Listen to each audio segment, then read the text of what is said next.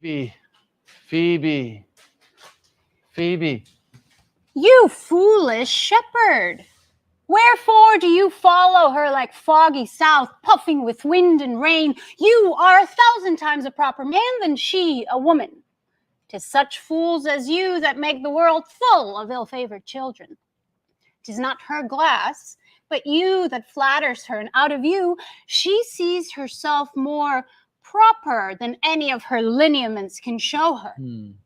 But, mistress, know yourself, down on your knees and thank heaven, fasting for a good man's love, for I must tell you friendly in your ear, sell when you can, you are not for all markets. Well, thank you, Alex. Well done. And welcome, everyone. Welcome to our annual celebration of the birth of William Shakespeare. Oh, lights up. Look at this. This is very nice. Thank you. So Michael Harney here at Harney and Sons Tea. Again, thank you. Alexandra does work for us. And she, of course, as you can see, is an accomplished actor. So we are honored to have her here amongst us because I didn't have those lines down. So today we have a couple of things going on. You know, in a few minutes, we're going to have Dan Rabinowitz. Dan is he's the, I call him the head, but he calls himself the chairman of the Globe USA. That's the U.S. arm of the Globe Theatre in London. And he also is a trustee of the Globe Shakespeare Globe Trust, which runs the place in London on the south bank of the Thames. And so we're honored to have Dan here. Dan? Hey, Mike. Thank you very much. We are absolutely delighted with our affiliation with Harney Tea and with the wonderful tea that comes in those boxes behind you. Well, thank you. Thank you. Well, by the way, today we did get some, there is something from the Globe itself over there at the south bank of the Thames. And it's a gift. It's a bag from them. And there's a little something else in there. And then a little napkin, I believe it would be called. And then we have these various things. We have the Globe tea, 2 things of Globe tea to give away. And then all these little accoutrements, Walker's shortbread, you know, from Scotland. And we've got some jams and the little sweets. And, of course, a little bit of chocolate. Who doesn't like chocolate? I got to put it where it looks a little better. The book does not come with it. Alex, my son Alex is here to help me make sure I don't make too many errors. So we're going to have a contest. And the contest is what did that lines that Alexandra spoke come from? And if you send me a note, Michael at Harney Teas, Michael at harneyteas.com. There's 3 of those to give away.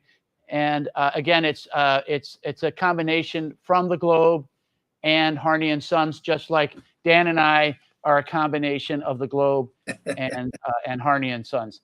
So Dan, where are you calling me from? Actually, at the moment, I'm on a business trip in Mobile, Alabama. But that's right. You're doing something good over there. You're like building a big solar farm, right? That is exactly right. Thank you. Exactly what we're doing.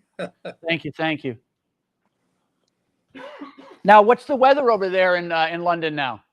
The weather is very nice in London these days. The spring has really turned. It was a cool spring in the beginning of the season, but it's actually become very nice at this point. They say you could do a solar farm in London today. Isn't that true? Nice. Only a few hours a day, I'm afraid, Mike.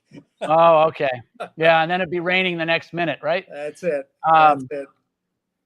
Well, you know, Mark Cooper was the one that got us going with Amy Griggs about our doing something with the Globe, and it's such an honor. You know, we've worked with British firms or British organizations before. Our first one was with the Historic Royal Palaces. That's pretty high up, right? The Queen and all that. And certainly soon we'll have a Platinum Jubilee tea coming out for her. That's awfully soon. The boat is on its way here, so with the tins. And then we also do something with the 1% for the Planet, where we do give money away. And one of the ones we give it away to is the Thames 21, which is helping to clean up the rivers, that the Thames and all the tributaries. Turns out that a lot of it, like maybe some of you people know, you've heard of Fleet Street, where all the newspapers have been. And I didn't realize there was a Fleet River that went underneath that. And I learned about that the last time. Are you knowledgeable about that sort of stuff, Dan? I am a little bit. It was actually a kind of a constant object of interest during Elizabethan times, when the original Globe was standing, was the state of the Thames, the way in which it functioned both as a river for commerce and as a gigantic sewer for all of London, including the body of water into which the Fleet River discharged itself. So it is something that comes up in Elizabethan materials all the time. Huh. Well, and of course, Mike, and of course, the other aspect of it is that, of course, both the Globe and the other theaters at that time were located on the South Bank, on what's the neighborhood called Bankside in Southwark, because the city fathers in London itself on the North Bank were deeply opposed to the theater as being socially and politically inappropriate entertainment, and as being an entertainment that would draw the apprentices away from their work in the city of London. And so the fact that the river actually plays an important role in the Globe's history then as now. So they wanted them to work, huh? Is that what they were doing? That's exactly what they wanted them to work, and they didn't want them infected with social, political, and artistic ideas above their station. Well, that's a good decision. Tea also fit into that, because back then they were drinking a lot of gin, and the powers that be said these people don't work much if they've had a couple of bottles of gin. So they started bringing in tea more and more. So that's when the British developed a little bit of an obsession with tea back in that same era, a little bit after Shakespeare. Well, we are fortunate that Harney has continued that, Mike, because it is an excellent product. Well, thank you very much. We do have the Globe blend, which is this black tea here with some orange peel and some ginger and roses and a little bit of cornflowers to give it a little bit of color. So that's very important. Dan, can you tell us a little bit what's going on over at the Globe right now? Well, we are just beginning our summer season. And Mike, as you know, but I'll share this with all of our viewers and listeners, the Globe is the most accurate simulacrum of a genuine Elizabethan theater that modern archaeologists, theater historians, architects could devise. And while we don't know enough, and probably never will, to know whether it's an exact replica, it is a remarkably faithful replica. And our main theater is organized exactly the way the Globe was organized in Shakespeare's time. It has two parts. There is a thrust stage that reaches into a yard where 800 of our patrons stand during performances. And then there are 1,300 seats in 3 tiers under roof, but otherwise open to the air as well. And that is exactly the way Shakespeare's plays were designed to be performed. It's the exact physical circumstances in which they were performed. And we are now celebrating our 25th anniversary at Shakespeare's Globe this year. So this is our summer season, is our main season, because that's the season in which the weather permits us to do this, because much of this is out of doors effectively. And this summer is a wonderful program we're doing. We start Much Ado About Nothing. In fact, exactly as you and I are speaking, the initial performance of Much Ado is going up at the Globe. At 8 o'clock. Yes. And then we're also going to be doing Julius Caesar, Henry VIII, King Lear, and The Tempest. So this is a rich season of wonderful Shakespeare performances at the Globe. We're very excited about it.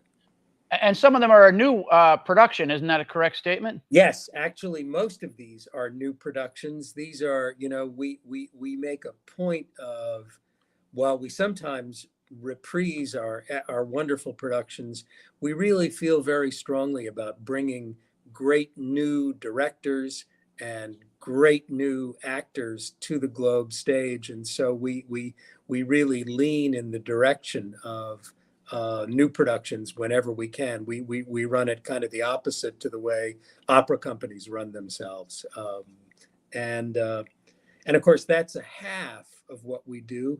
The other half of what we do, Mike, is Shakespeare's Globe is also an educational institution. And in a normal year, leaving aside these two difficult pandemic years, in a normal year, we bring more than 100,000 young people through the Globe every year for classes, for instruction, for youth performances, for conservatory training, ranging from 4 years old up through graduate programs in MA and PhD, where we have a joint venture with King's College in London. So it's a remarkable institution.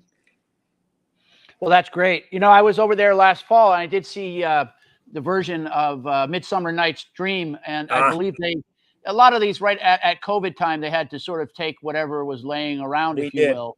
We did, And, although in fact, and I thought it was stunning. It was stunning the way it was very well put together, charming and crazy, of course, which it's supposed to be, I guess, yes, right? Yes. That was a terrific production. It really was. It was fun. It captured the kind of joyous, anarchic spirit that Shakespeare wrote in that play in wonderful ways. It really was a terrific production. And it's one of the ones that is also available if for our friends and supporters and viewers and tea drinkers of the world. If you go to our website at www.shakespearesglobe.com, there is a page called the Globe Player. And the Globe Player is a wonderful repository of some of our great past productions that you can stream and download and watch yourselves on your own screen or computer or TV. And it's just a terrific thing. So I would urge anybody who is interested not just to come to the Globe, but also, even when you can't get to the Globe, to log on and see what we've got in our warehouse of wonderful productions that everybody can see around the world. So that would be obviously Much Ado would not be there yet, right? That would be like next year or something like that. Not this production, but we have an earlier production of Much Ado About Nothing, which is definitely there.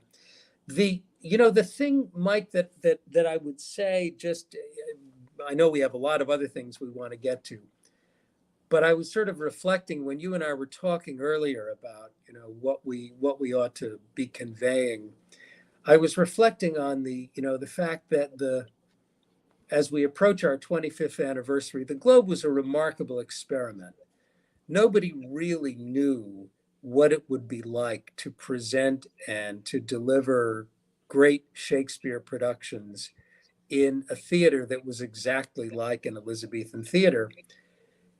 And the two things that are profoundly different and just enormously exciting about the Globe are that we do these productions in both what we call shared light and shared sound. In a normal theater, you sit in darkness and there is a brilliantly lit stage at the front of the auditorium behind a proscenium arch, and the audience is in darkness through the whole production. If somebody is opening up a little candy bar, everybody around them winces as the paper crinkles. The Globe is the opposite of that. Our audience are literally standing a foot or two from where the actors are standing on the stage. Often the front row of the audience are leaning with their elbows on the edge of the stage. And there is an excitement and an immediacy to the theatrical production that is just unique at the Globe.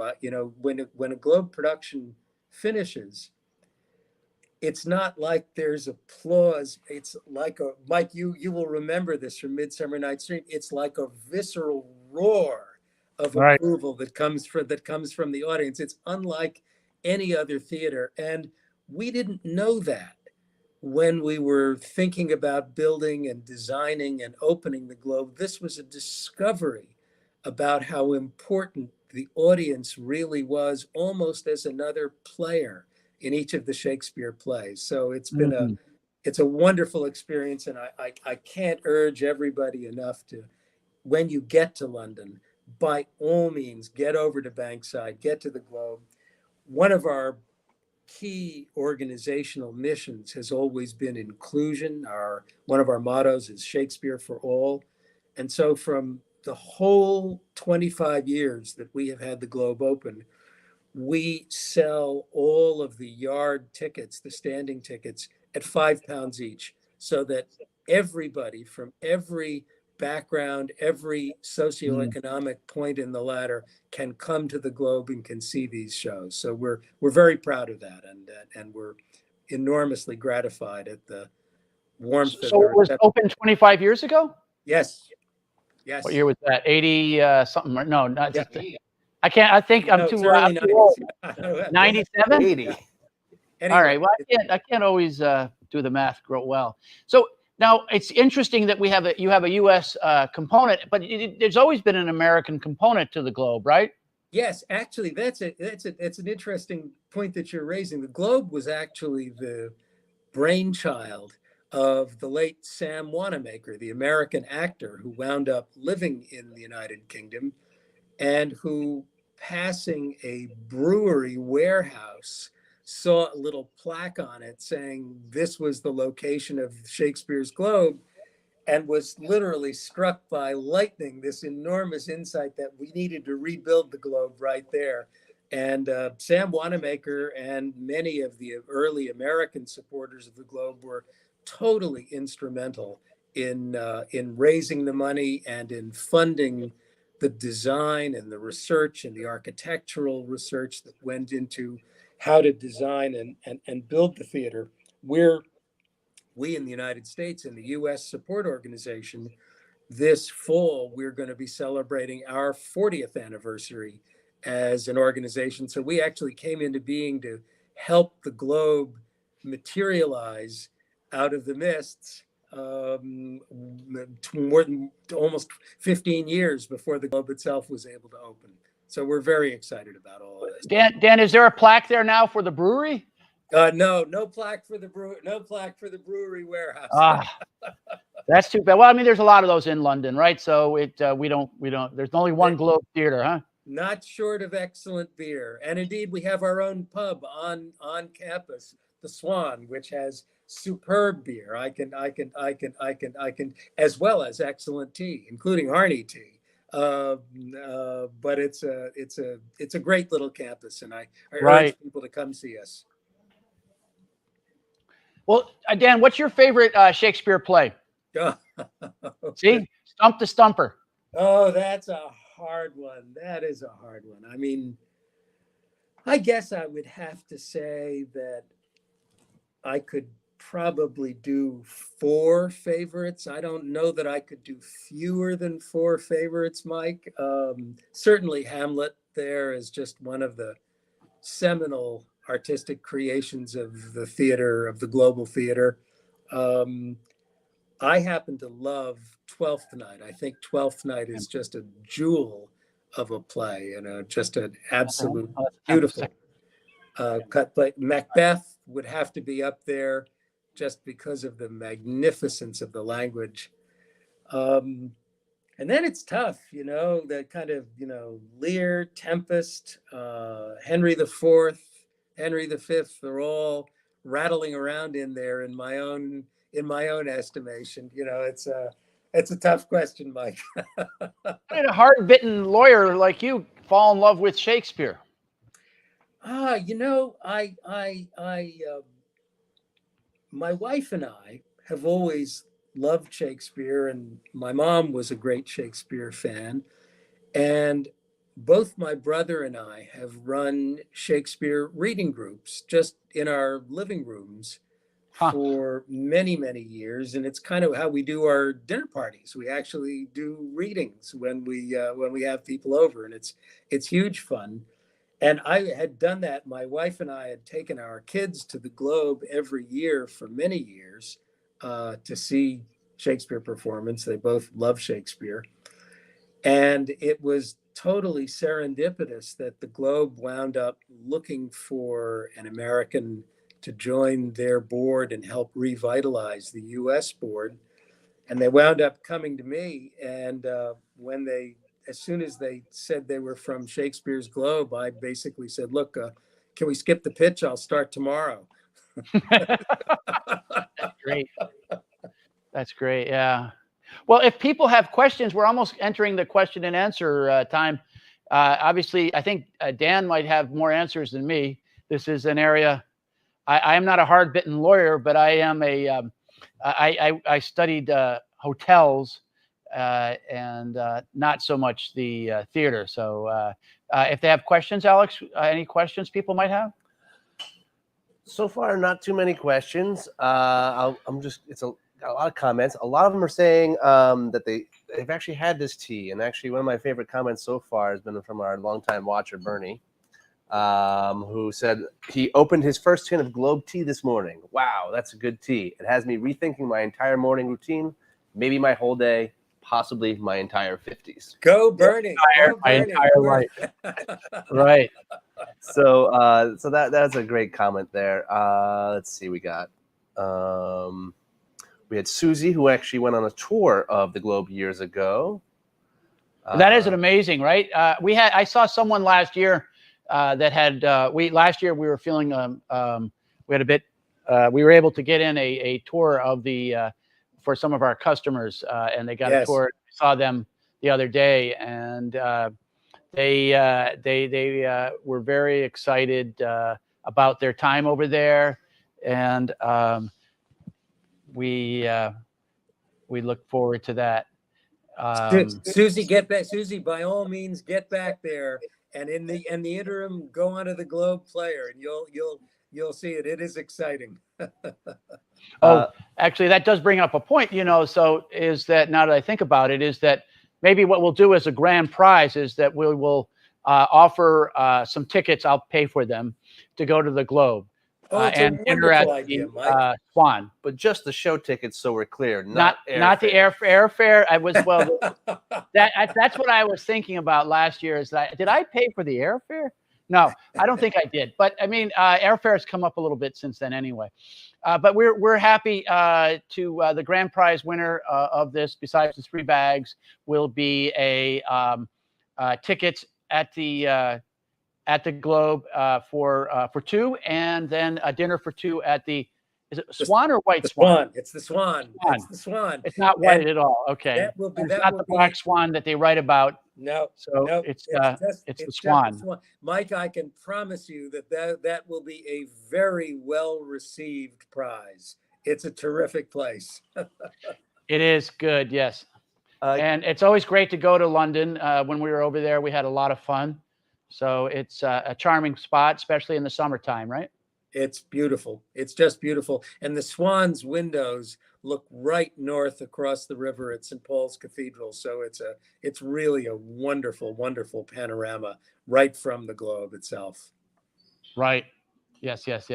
Alex has something he wants to ask. Okay, no, Kathy has something she'd like to ask. She loves Shakespeare's Globe tea, has ordered a lot, wondering if it will come in a larger box or maybe 50 sachets or a loose leaf version, perhaps. Well, there's some chance for loose leaf. We've had a little bit of production problems, so we hate to add more to our load there. Loose leaf is pretty. 50 count? Yeah. Well, I mean, actually, right now maybe we can. We had too much, and then we had too much demand, or we just right amount of demand, and we then were able to manage that, and then we bought some more machines. So now we have a little bit more capacity. So that's what we had to do, Dan, over the COVID 2 years is we added capacity so that we could do a better job than what we had done. Well, it is the Globe tea occupies a prominent position in our kitchen, Mike, and I suspect in a lot of kitchens around the United States. Yes, it does. It's a great tea. So again, there's going to be a giveaway of 3 of these bags full of goodies. And then if there's if I feel generous, I'll give out some more tins, just tins to those people that didn't do well. And again, the grand prize is a ticket for 2 to a show, VIP treatment. We hope. Neil took very good care of them last year, so he'll probably find a way to take care of them this year. We will indeed. The Globe will do its part, Mike. Excellent, excellent dinner for 2 at the Swan. We're coming up towards the end. Well, hold on. We can keep all right, going. we're going to talk some more. All right, because we got the comments are starting to pour in. Now they're starting. Well, see, we just had to open them up. All right, what are the comments? Well, actually, we have an astute watcher here who wants to. No, not that one. What page does Mike have bookmarked in the Shakespeare in the Garden book? Oh, what a great question! Yeah, Mike, let's find out. This one. There's a bookmark clearly there. I this was not my book, so that's why I didn't bookmark it. Let's find out though. There's a couple bookmarks. Honeysuckle and ivy. Cool. That's one. Then there's lavender, leek, and lily. Must be organized alphabetically. And chestnut, columbine, and crabapple. I think these were when we were coming up with the blend. They came up with these, and that was something that happened. And over here is Shakespeare's Kitchen by our friend Francine Segan, and we did an event with her last year, and Neil of the Globe himself. So that's I bought that online, I believe, and that one I don't know where you get it. I guess you get it online. Have more questions, Al? Yeah. Well, we're starting to get some love on our YouTube channel as well. People loving the tea, loving the Globe, and Shakespeare. We have Nikki, who was a groundling. Fantastic. Mike, the groundlings are what we call the people who stand in the yard. They're called. Yes. That was the Elizabethan name for them. And it's great that we have some groundlings on the show today. That's wonderful. Yeah, it's really cool. And then we have an interesting question. This one might be for I don't know who this would be for, but I'm guessing Dan here. Is there any American actor, actress that you'd love to see conquer the Globe stage? Well, we have had some truly wonderful performances from American actors on the Globe. The most recent one that I think was just superb was Andre Holland, who starred in that wonderful film Moonlight, who played Othello in a wonderful production of Othello with Mark Rylance playing Iago. That was a superb thing. I tend to think that one of the great American Shakespearean actors is Denzel Washington. And well, I don't know what it would take to get Denzel Washington over to the Globe, but the people would be lined up from Bankside to the east side of New York City when we get him over there to do it. Well, now you have it to do. See, you have to be careful there what you wish for. That's Dan. it. That's it. That's exactly right, Mike. Sharon actually has tickets for King Lear this summer. Yes, cool. This is going to be a great production. Catherine Hunter is stunning, a remarkable, wonderful actor, and this is going to be one of those Shakespeare productions that people remember and talk about for decades after the show closes. This is going to be a great Lear. Awesome. Anush wants to know, and we can each of you can answer this question. Yes. I'd love to hear my father's answer to this. Who is your favorite character from one of your favorite plays?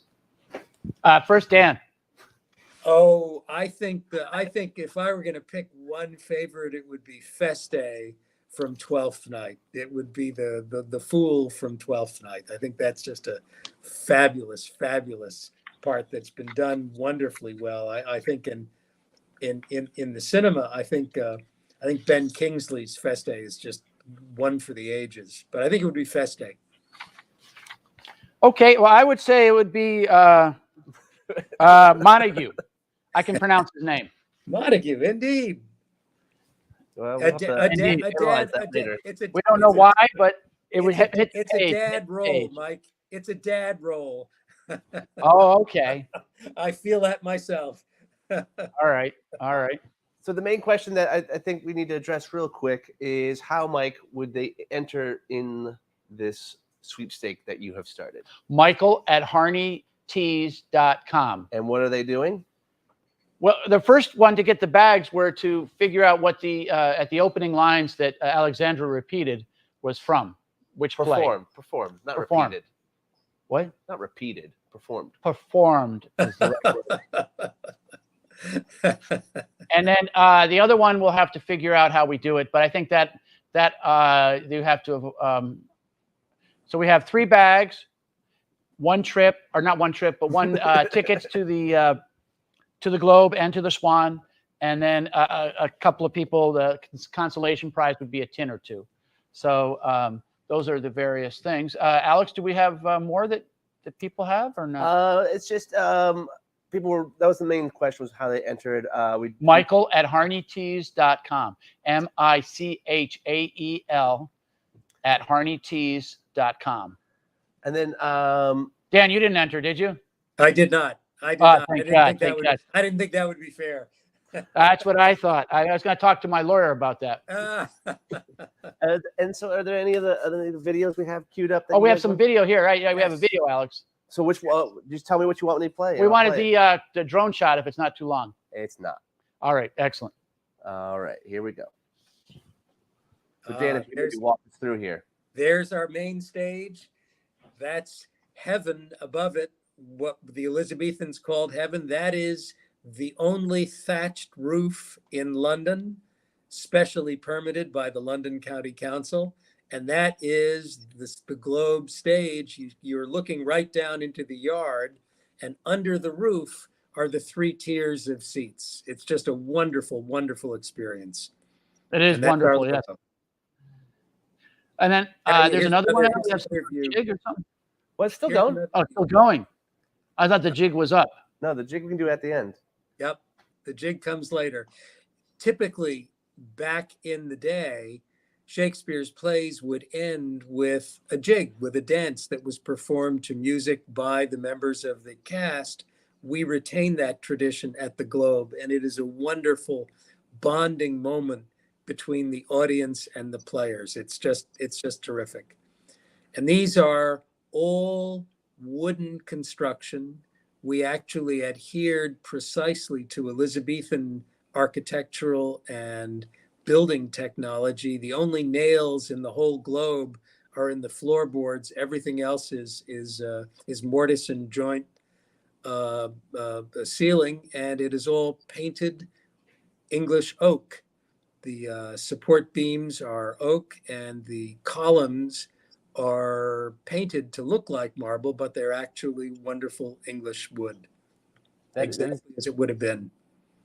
Incredibly beautiful, and just it's all natural light, correct? Or yes. Well, we do have evening productions, right? But what we have done is we have organized the lighting so that what it replicates is an afternoon production. We don't have anything like a follow spot or like lighting the stage and leaving the audience in the darkness. So what we've done is we've organized lighting arrays that are very unobtrusive, that basically allow people who come to our evening performances to have the same experience as those who would come in an afternoon or as those who would have come in Elizabethan times. Great. Excellent. I also have a summer sizzle reel. Should we show that real quick? Yeah, let's do that. That'll go over some of the things that we're putting up this summer. It'll show you the richness of what our programming looks like this year. Yes. And did we mention that it is National Tea Day in England? No, we didn't. You just did. Al. Okay, because someone was wishing us a happy National Tea Day. Oh, okay. Gail here. And I just thought we should address that. It's happy National Tea Day in the UK. Okay, well, here comes the sizzle reel.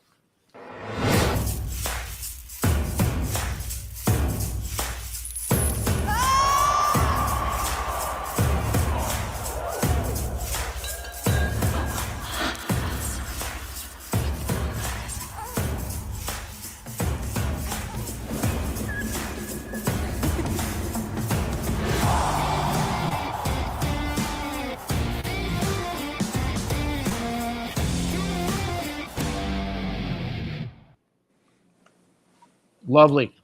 It's going to be fun. It's going to be a great summer. And this is the first year really that people from many other countries have felt able and free to be able to travel back and forth to London. And so we're anticipating the beginning of a ramp up back to a more normal state of affairs with our audiences as well as our Excellent supporters. Good. And Alex, you have one more thing you said? Oh, I mean, I do. So we what Alex is going to show us now is the way our performances close. And it is just enormously fun, engaging, and it brings the audience together with the players in a way that is just unique. It's one of those great things that is really only at the Globe. So let's play this reel because it's fun. All right, here we go. Why are you picking on me?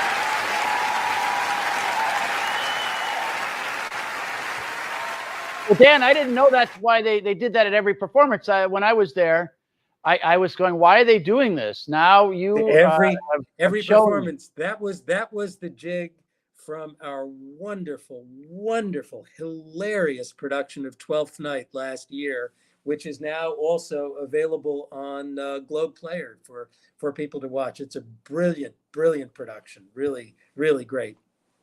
Well, you're inspiring me. It doesn't take much for me to want to go to London.